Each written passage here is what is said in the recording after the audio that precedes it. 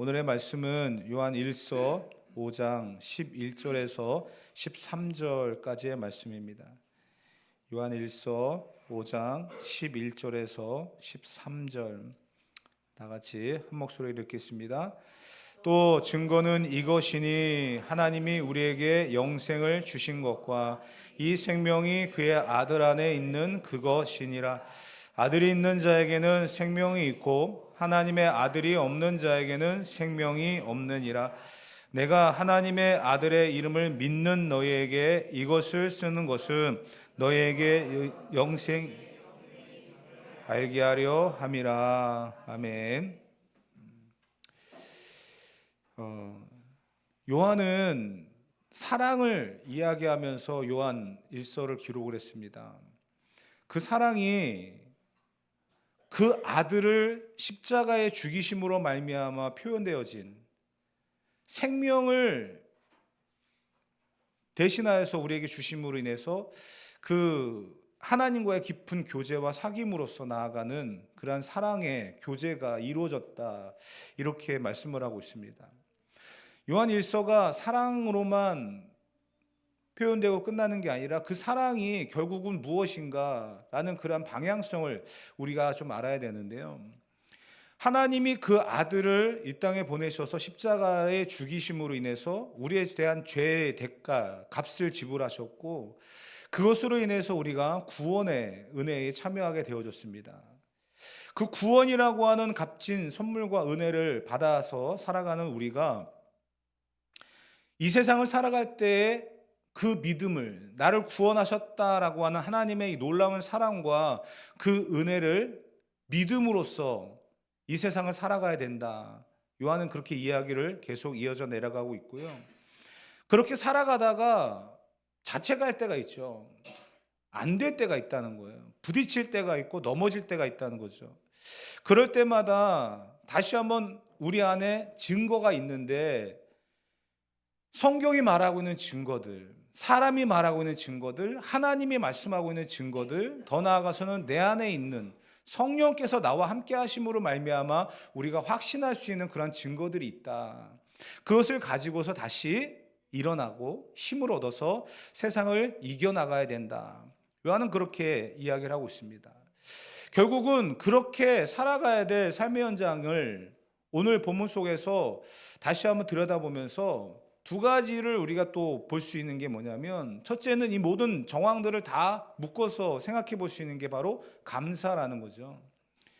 하나님이 나를 구원하셨다, 그 구원의 과정 속에서 그 아들을 희생시키셨다라고 하는 건 너무나 큰 은혜입니다. 내가 대신 짊어져야 될 십자가의 그 무게가 예수님을 통해서 이루어졌다라고 하는 것이 얼마나 큰 은혜입니까? 그것을 우리가 어떻게 표현을 해야 될까요? 감사로 표현해야 되겠죠. 그 감사의 시작으로 인해서 우리가 받은 그 은혜에 대해서 잊지 않고 살아가는 삶의 연속이 되어질 텐데요. 그 감사를 표현해야 될 또 다른 그러한 기준이 무엇이냐면, 우리에게 영생을 주셨다라는 거죠. 구원의 증거로서 우리가 누리게 될 영생이라고 하는 이 놀라운 비밀. 많은 사람들이 영원히 살기를 위해서 꿈꾸고 노력했지만 얻을 수 없었던 그 영생. 그 영생이라고 하는 비밀은 성경 안에 이미 기록되어 있고 그것을 우리에게 말씀하셨고 하나님이 증거하셨습니다. 그럼에도 불구하고 사람들은요, 이 영생이라고 하는 것을 얻기 위해서 다른 방법들을 많이 사용했다는 거죠. 그만큼 사람에게는요, 영원히 살고자 하는 그런 마음이 있어요. 그런 생각이 있어요. 그런데 그것을 얻기 위해서 수많은 방법을 사용할 필요가 없습니다. 성경은 그 아들을 믿는 믿음으로 살아가면 하나님이 주시는 선물이라고 이야기하고 있습니다. 그것이 영생이라고 이야기를 하고 있습니다. 지난 시간에 읽었던 본문, 그리고 오늘의 본문까지 해서 10절부터 12절까지의 말씀을 다시 한번 읽어볼 텐데요. 다 같이 한번 읽어봅시다. 하나님의 아들을 믿는 자는 자기 안에 증거가 있고 하나님을 믿지 아니하는 자는 하나님을 거짓말하는 자로 만드나니 이는 하나님께서 그 아들에 대하여 증언하신 증거를 믿지 아니하였음이라. 또 증거는 이것이니 하나님이 우리에게 영생을 주신 것과 이 생명이 그의 아들 안에 있는 그것이니라. 아들이 있는 자에게는 생명이 있고 하나님의 아들이 없는 자에게는 생명이 없느니라. 아멘. 하나님의 아들을 믿는 자에게 영생을 주셨다라고 하는 성경에 기록되어 있는 말씀. 아무리 의학이 발달하고 시대가 좋아져도요, 100세를 넘기기가 쉽지 않죠. 지금 이 시대가 100세 시대죠. 그런데 영생이라고 하는 단어와 100세라고 하는 단어가 비교가 됩니까? 그 차이가 어마어마하지 않습니까? 그런데 성경은 우리에게 영생이라고 하는 것을 이야기하고 있습니다. 영원히 살기를 원했던 진시황도 불로초를 찾아서 그렇게 다녔지만 결국은 죽었습니다. 사람이 아무리 노력을 해도 얻을 수 없는 게 영생이라는 거예요. 그런데 성경은 그것을 그 아들을 믿는 자에게 주시는 하나님의 은혜고 선물이다라고 이야기를 하고 있습니다. 구원받지 못했다라고 한다면 절대로 누릴 수 없는 복인 거예요. 구원받은 사람들에게 주시는 하나님의 증거가 바로 영생이라고 하는 것인데, 이 영생이라고 하는 것을 오늘 풀어나가면서 우리가 생각하고 있는 영생과 또 성경이 말하고 있는 영생이 좀 다를 수도 있거든요. 그것을 한번 우리가 다시 한번 잘 해석해 보려고 합니다.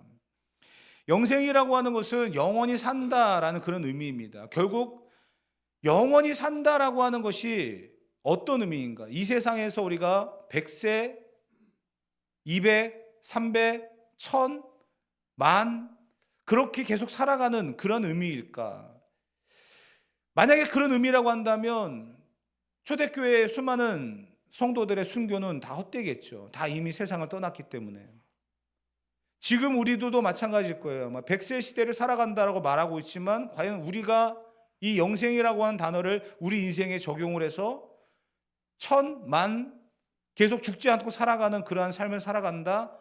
그런 의미로 받아들인다고 한다면 아마 병들고 연약하고 시간이 지나면서 할 수 없는 그러한 부분들이 많아지는 그런 인간의 연약함 앞에 이 말씀을 적용하기가 참 쉽지 않은 그러한 부분일 것입니다.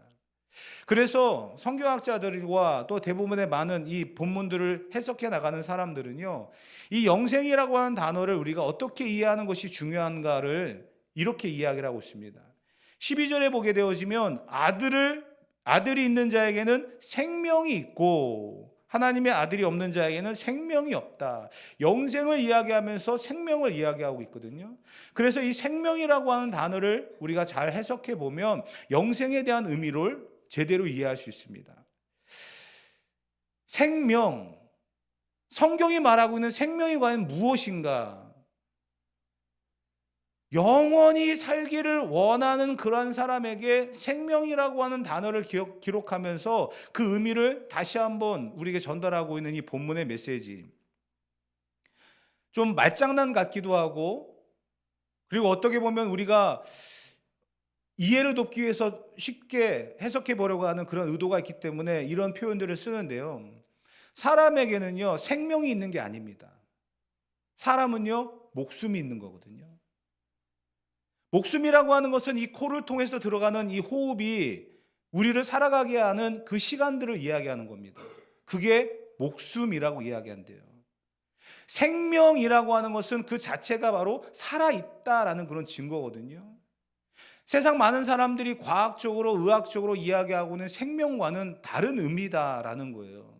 결국 사람들이 살아가는 그 시간들의 모든 과정들, 그 결과들, 그 모든 것들은 목숨이라고 하는 그런 단어로 이해하고 접근해 볼 수 있다고 한다면, 생명이라고 하는 것은 수많은 사람들이 이야기하고 있는 그러한 목숨과는 다른, 성경이 우리에게 제시하고 있는 그러한 의미가 다르다. 그래서 이 부분을 우리가 한번 해석해 보려고 하는데, 에베소서 2장 1절과 5절에 보게 되어지면 우리가 어떠한 사람이었는지에 대한 이야기를 하고 있어요. 다 같이 한번 읽어봅시다. 그는 허물과 죄로 죽었던 너희를 살리셨도다.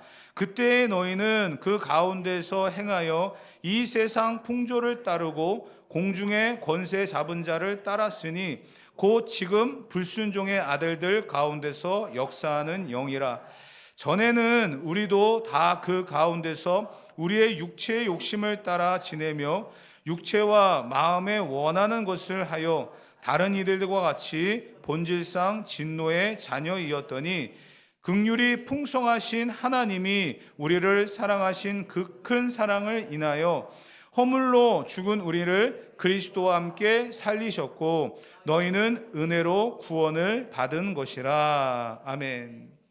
이 세상 풍조를 따라 살아가는 우리가 죽은 자랍니다. 그런데 그 죽은 자, 불순종의 아들들, 그런데 그 죽은 자가 그리스도와 함께 우리를 살리시는 하나님의 작업이 있었기 때문에 살아났다라는 거예요. 결국은 모든 사람은요, 살아있다라고 말하지만 죽은 자라는 거예요. 이게 조금 이해가 안 되실 수도 좀 있을 겁니다. 좀 철학적인 그런 내용이기도 할 거고.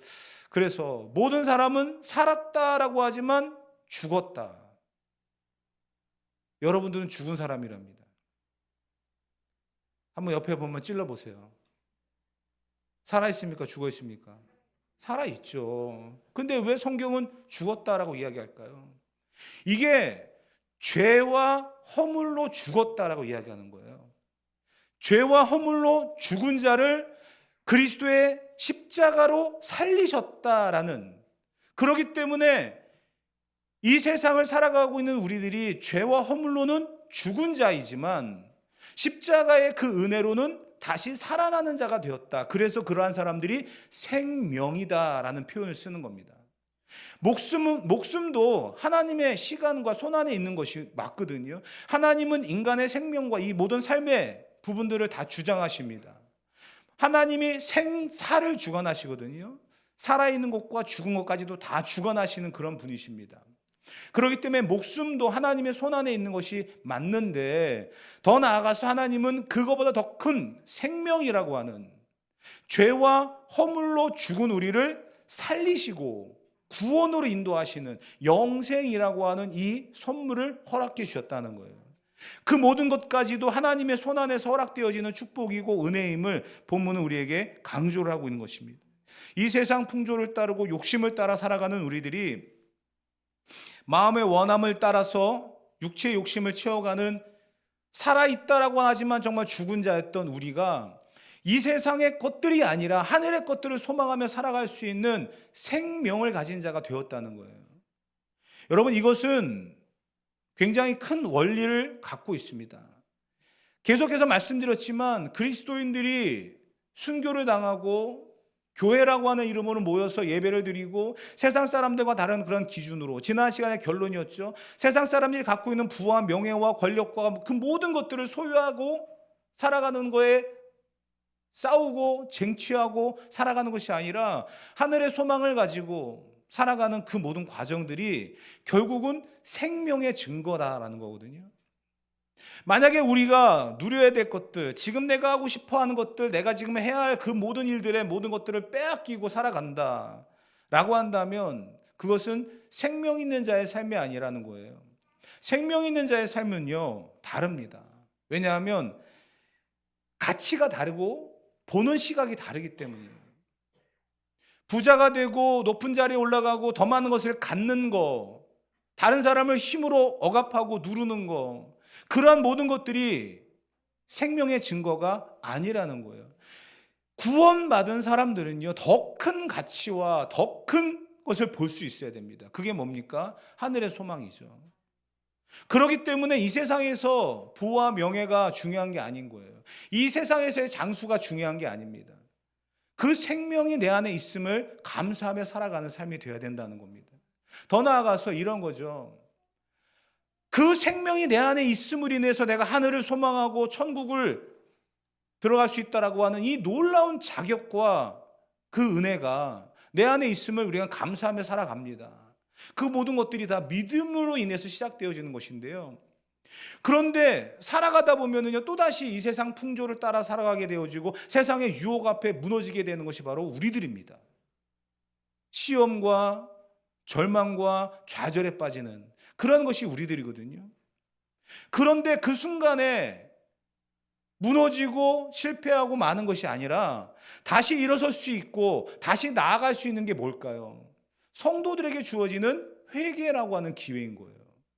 하나님이 주신 그 생명의 은혜를 맛보았기 때문에 그 생명의 은혜를 놓치지 않으려고 하는 그런 마음이 있어서 다시 한번 하나님 앞에 회개하는 거죠. 하나님, 그 생명의 은혜가, 그 구원의 은혜가 내 안에 값지다는 것을 너무나 잘 알고 있습니다. 그러나 이 세상 풍조가 내 안에 들어옴으로 말미암아 내가 범죄하였습니다. 이 모든 과정 속에서 회개라고 하는 과정을 통해 다시 한번 믿음이 회복되어지고 하나님 앞에 나아갈 수 있는, 그것이 계속 반복되어진다는 거예요. 사사기를 이야기할 때 다람쥐 쳇바퀴 돌아가는 것이 인생이다라고 말씀을 드렸죠. 사사기의 가장 큰 특징은 패턴이에요. 죄를 범한 인생이 등장합니다. 그런데 그 죄를 범한 인생이 하나님의 심판을 받죠. 심판을 받으면 그때 등장하는 게 회개예요, 회개. 하나님, 우리가 범죄하였습니다. 하나님의 뜻대로 살지 않았습니다. 그 순간에 또 사사가 등장을 해가지고 그들을 돕습니다. 하나님이 보내서 그 사사들을 통해서 회복을 시켜주시죠. 주변의 나라들이 침범해 왔을 때 그 침범한 나라들을 멸망시키고 무찌르고 해서 다시 나라를 회복시키고, 그러면 그들이 하나님의 은혜 앞에 감사하죠. 하나님, 내가 하나님의 백성으로 살아갑니다. 하나님 앞에 속하였습니다. 너무나 감사합니다. 그렇게 살아가다가 또 죄를 짓습니다. 그러면 또 죄의 결과는 심판을 받게 되죠. 심판을 받으면 이들이 회개합니다. 회개하면 하나님이 구원자 사사들을 보내가지고 다시금 그들을 회복시키시죠. 그런데 또 범죄하고 심판받고 회개하고 구원자가 등장하고, 이게 사사기의 패턴이고 우리들의 인생인 거거든요. 마찬가지로 우리가 생명을 얻었다, 영생이라고 하는 하나님의 축복을 받았다, 끝이 아니라는 거예요. 그 과정 속에서 믿음의 선한 싸움을 싸워가는 우리들이 무엇 때문에 싸웁니까? 하나님, 내가 열심히 믿음 생활을 하면서 살아왔는데 왜 물질적인 어려움이 왔습니까? 하나님, 내가 그렇게 열심히 봉사하고 섬겼는데 왜 내가 가난하고 왜 이렇게 내가 병들고 왜 이렇게 맨날 어렵습니까? 그것을 위해서 싸우는 게 아닌 거예요. 그 영생과 생명이라고 하는 놀라운 하나님의 축복, 내가 노력한다고 해서, 내가 수고한다고 해서 얻을 수 있는 그것이 아닌 하나님이 주시는 그런 축복과 은혜로 누리게 되어지는 이 놀라운 선물 앞에 빼앗기지 않고 놓치지 않기 위해서 다시금 우리들이 성령께서 주시는 감동으로 회개의 작업을 하는 거예요. 그러면서 다시금 믿음 안에 서게 되어지고 그 영생과 생명의 기쁨을 누리며 살아가는 삶이 반복되어진다는 것입니다. 그게 우리들의 모습이라는 거예요. 내 안에 생명이 있음을 우리는 감사하는 거고요. 그 생명이 내 안에서 떠나가지 않기를, 그 부어주시는 그 은혜에 대한 삶이 반복되어져 가는 그것이 우리들의 모습이 되어야 된다는 것입니다. 결국 그런 과정들 속에서 무엇을 깨닫게 될까요? 첫째, 인간은 연약한 존재라는 것을 깨닫게 되어집니다. 왜요? 하나님의 생명이 내 안에 들어왔지만 우리는 죄를 물리칠 수가 없어요. 그 유혹 앞에 무너질 수밖에 없어요. 그렇기 때문에 연약한 존재라는 사실을 깨닫게 되어집니다. 그리고서 더 나아가서는 하나님이 필요하다는 사실을 깨닫게 되어집니다. 그 연약한 죄인이 하나님과 주신 그 생명의 관계가 끊어지고 끝나는 게 아니라 다시금 하나님 앞에 나아갈 수 있는 그런 기회가 주어졌다는 것.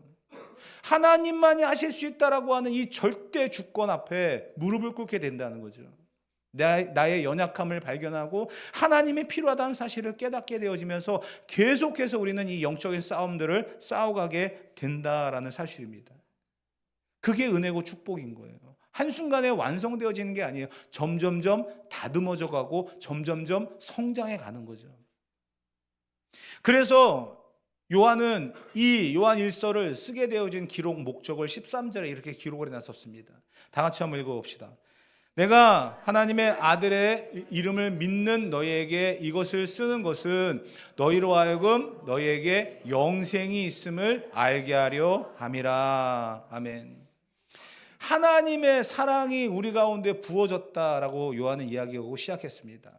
그러면서 죄와 허물로 죽은 우리가 하나님과의 교제를 하게 되어졌다. 그러면서 이 요한 1서를 쓰게 된 기록 목적이 너희에게 영생이 있음을 알게 하려 함이다. 그렇게 이야기를 하고 있습니다.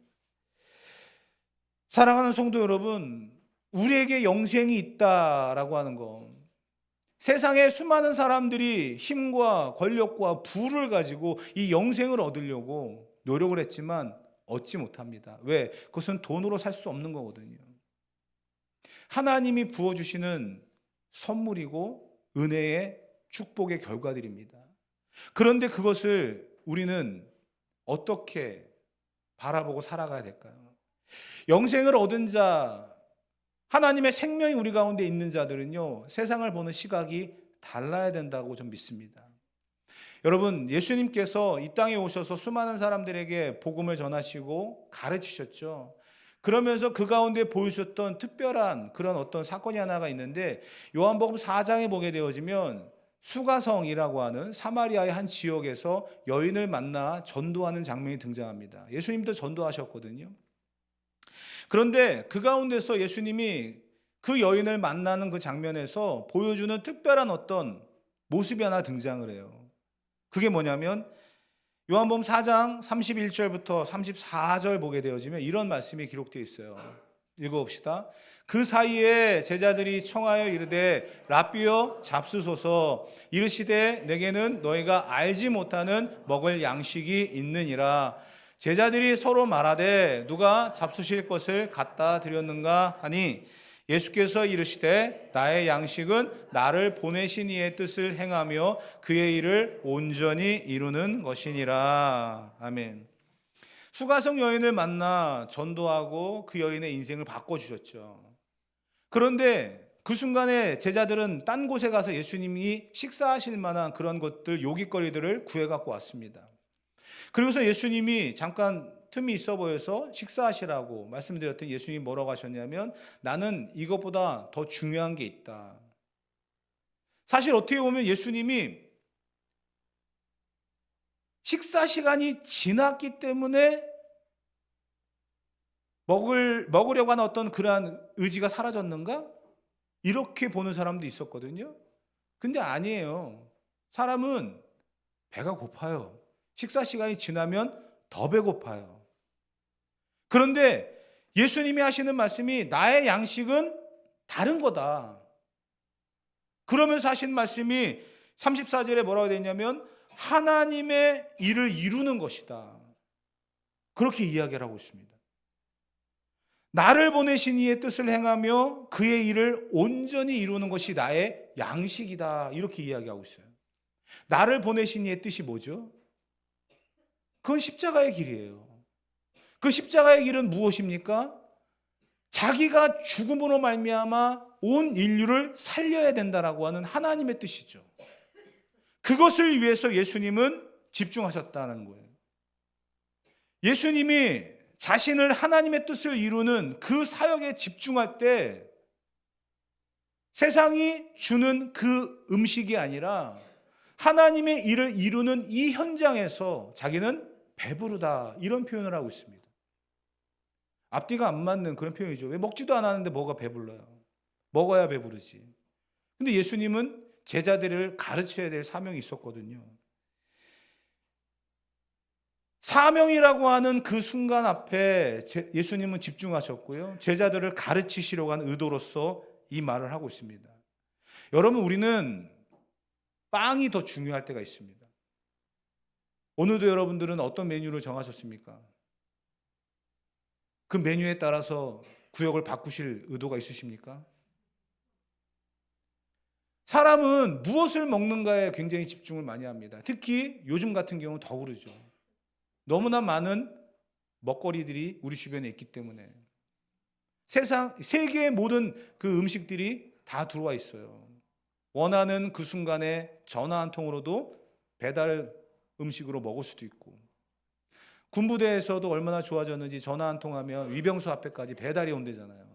그런 세상이에요, 여러분. 먹는 거요? 무엇을 먹을까? 염려할 필요 없어요. 그냥 그래도 염려해야 되겠죠? 네.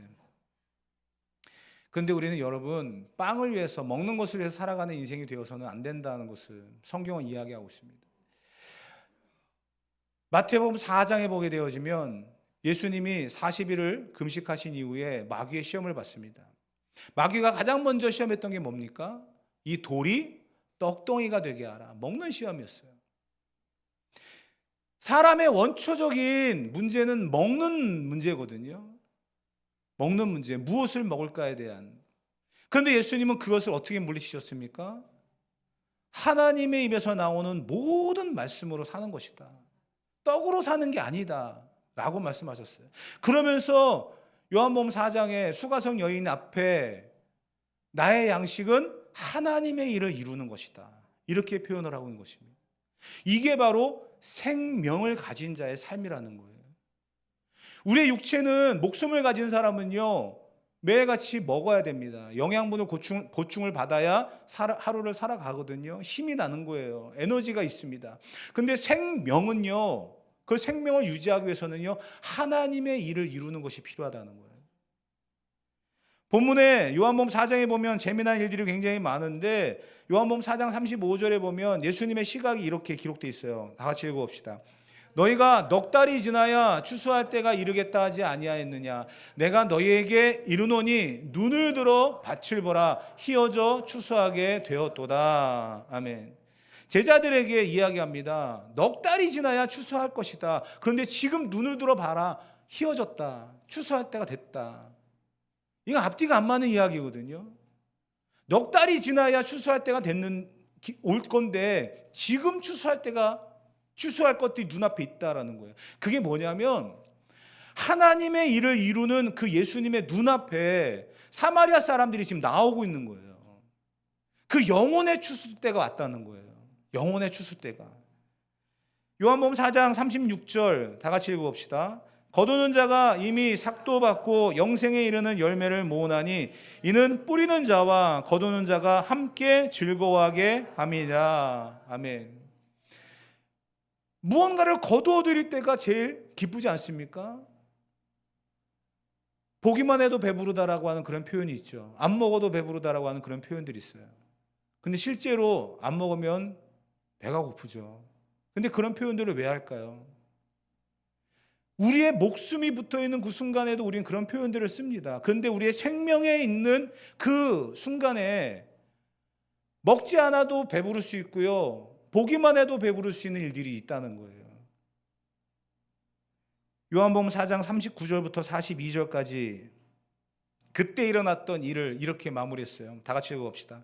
여자의 말이 내가 행한 모든 것을 그가 내게 말하였다 증언하므로 그 동네 중에 많은 사마리아인이 예수를 믿는지라.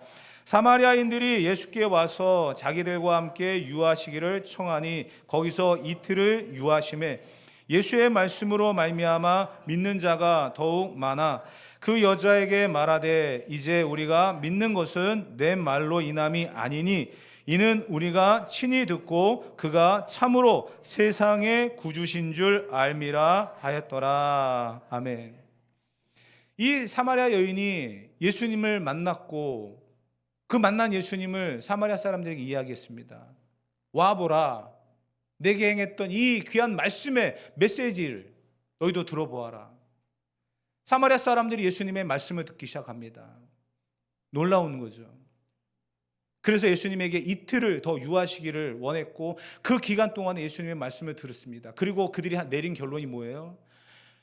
그 사마리아 여인에게 이런 이야기는 너의 말 때문에 우리가 바뀌어지고 새로워지는 것이 아니라 지금 우리의 눈앞에서 말씀을 전하고 계시는 예수님 때문에 우리가 변화되어지고 새로워지고 있다.